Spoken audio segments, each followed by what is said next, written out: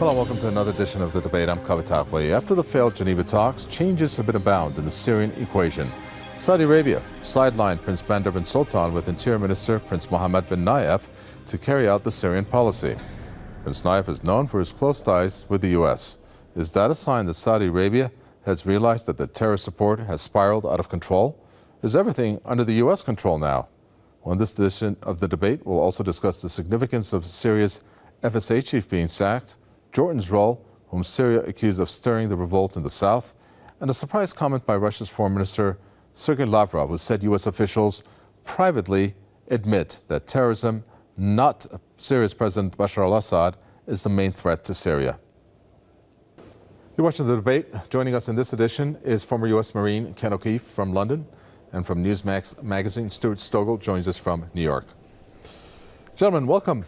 Ken O'Keefe, first with you, a reaction since the Geneva talks, many significant developments spelling change, and this one was significant. Prince Bandar bin Sultan sidelined. He lost his job on the Syrian file, replaced by Saudi's Interior Minister Prince Mohammed bin Nayef. What do you make of the replacement?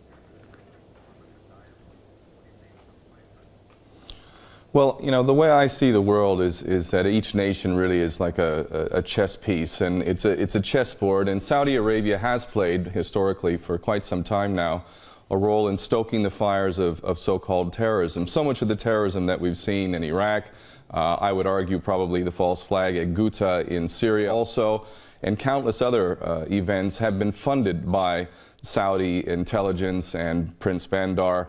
And this relationship has been a very, very useful one, because the stoking of fires of so-called terrorism increases the rhetoric on the supposedly other side, the United States, which is able to continue its farcical war on terror and ultimately concentrate power further in the police and the military and the government and take away more of the rights of the people. So there's a very intimate relationship there, and it's clear that more and more people are realizing this. They're seeing the dangers of this, and therefore there's a shift in this policy forcing Prince Bandar out, who's been a favored friend and ally, but he'll be thrown out in the trash just like Saddam Hussein was, keeping in mind he was our best friend and ally while he was killing Iranians and gassing Kurds. So we don't have any problem, the United States power structure, throwing out the trash, and Prince Bandar, as far as I'm concerned, is no better than any kind of trash you'd throw out anyway.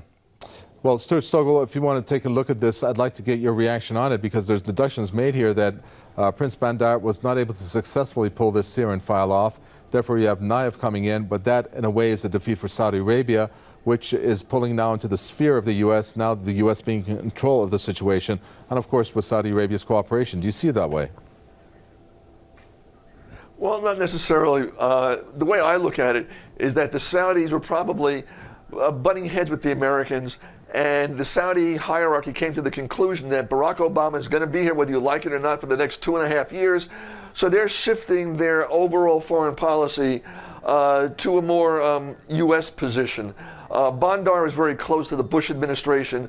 Bandar was very close to major Republican politicians, and I think that didn't sit well with John Kerry. So I think this was a realization that they're stuck with Obama, and they were looking for a better relationship. It's in the Saudis' interest to coordinate more closely with Washington, at least with the Washington administration that's in power right now. Well, Ken O'Keefe, an advisor to the Saudi Arabia's top royals, he said, and I'm quoting him, changes signal the kingdom would now emphasize diplomatic means, including outreach and pressure on Russia, Iran, and Hezbollah. And of course, these are people who support President Bashar al-Assad. Is that another way of saying that Saudi Arabia has realized that this regime change plan obviously is not working, and the support for terrorists has actually failed under Prince Bandar? Well, what I would say first off is that this has nothing to do with the Republican Democratic paradigm. And again, thankfully, more and more people in the United States, and here in the UK as well, Tory, Labour, these are all puppets. The vast majority of them are nothing more than puppets.